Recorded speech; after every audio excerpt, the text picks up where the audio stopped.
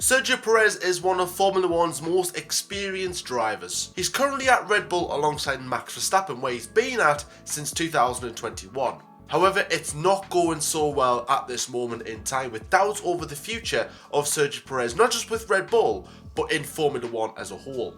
So what's happened then? Why are we in this position where everyone is slating Sergio Perez, saying that he should be dropped as early as 2024? So let's go into it and talk about the rise and fall of Sergio Perez. Now, before I start, as always, if you wouldn't mind, please drop this video a like and hit that subscribe button as well. As I've said many times, my target is 100 subscribers before the end of the season, which I'm not too far away from there, but there is still a bit of work to do. So if you wouldn't mind, hit that subscribe button.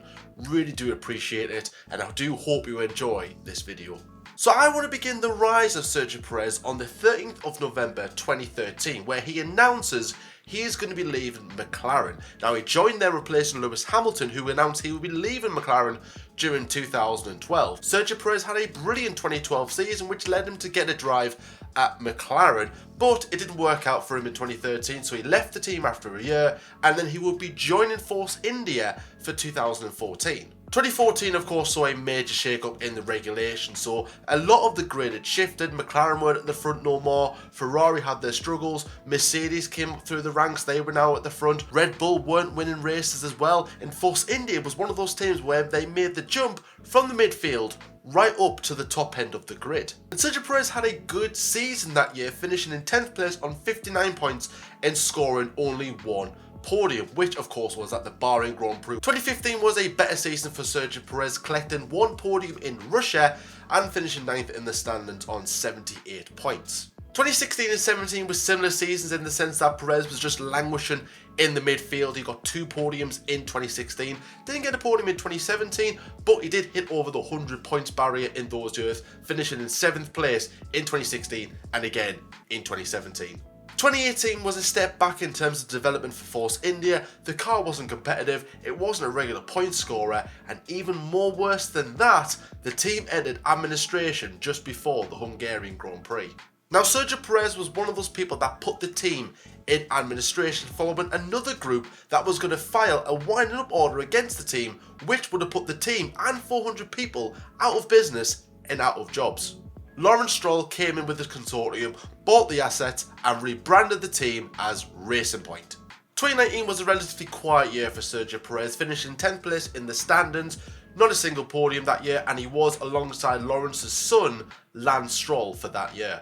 Now, 2020 would be the big year for Racing Point. They rocked up to pre-season testing with a carbon copy of the 2019 Mercedes that won the Drivers' and Constructors' Championship that year, and it was a very competitive car as well, going from the midfield to the top end of the field, battling with McLaren, Ferrari and even at times Red Bull. In 2020 was arguably Sergio Perez's best year so far in Formula One, scoring in every single round apart from 2 of them he competed in, and he did miss 2 rounds at both the British Grand Prix and the 70th Anniversary Grand Prix because he tested positive for COVID-19. But there would be a big shock on the horizon. He saved the team from going bankrupt in 2018 to having a fantastic season so far in 2020 to therefore being dropped entirely from the team on the 10th of September 2020.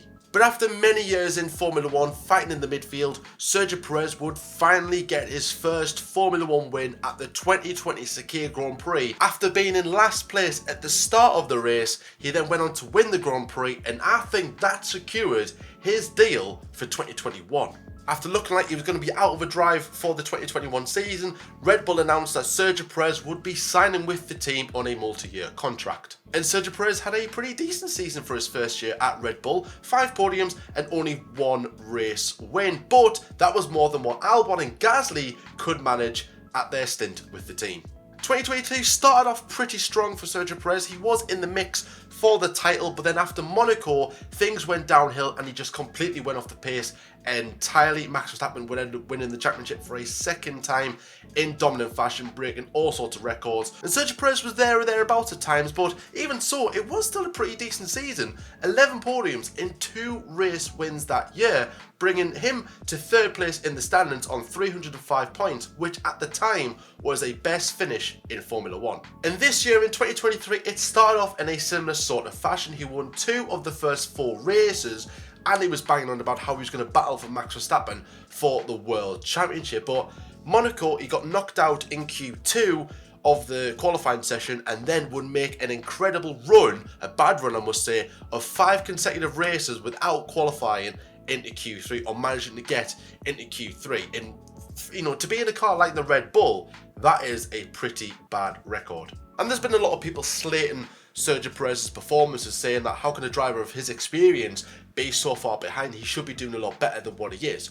But my question to that is, well, why are we asking why a driver like Sergio Perez's, you know, ability and his experience, why is he so far behind Max Verstappen? Why can't he be a lot closer to that? Is it Perez as a driver, or is it the car? And I'm going to say it's the car, because yeah, you're right, a driver like Sergio Perez should be a lot closer with the experience and the talent that he's got to Max Verstappen, but he's not. Why? It's not like Perez has just went, oh, I'm just not going to bother this year, and you know, all the ability's gone from him. He's got it all still there. I just think that the car is just not for him for whatever reason. And I think if you threw another driver into the mix, you know, say like a Charles Leclerc, Lando Norris, George Russell, even Lewis Hamilton in that car, yes, they might do a little bit better than Sergio Perez, but they're not going to be nowhere near close to Max Verstappen if that car isn't tailored to their driving style. And that is where Sergio Perez is going wrong.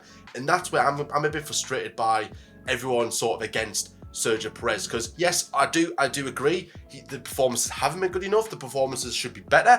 I do agree with this. But also understand that the car isn't tailored towards Sergio Perez's driving style. It's tailored towards Max's. Max likes one side of the spectrum, Perez likes the other side of the spectrum when it comes to driving. In terms of what to do for Sergio Perez, I really think he should try and ride it out the best he possibly can. I think we all know 2024 will be his final year, unless things go drastically wrong between now and the end of the season and Red Bull pull off a Red Bull sort of move, because they've already announced the AlphaTauri lineup for 2024 in Tsunoda and Ricciardo, that they might replace Perez for, let's say, Daniel Ricciardo, which I think they might do that for 2025.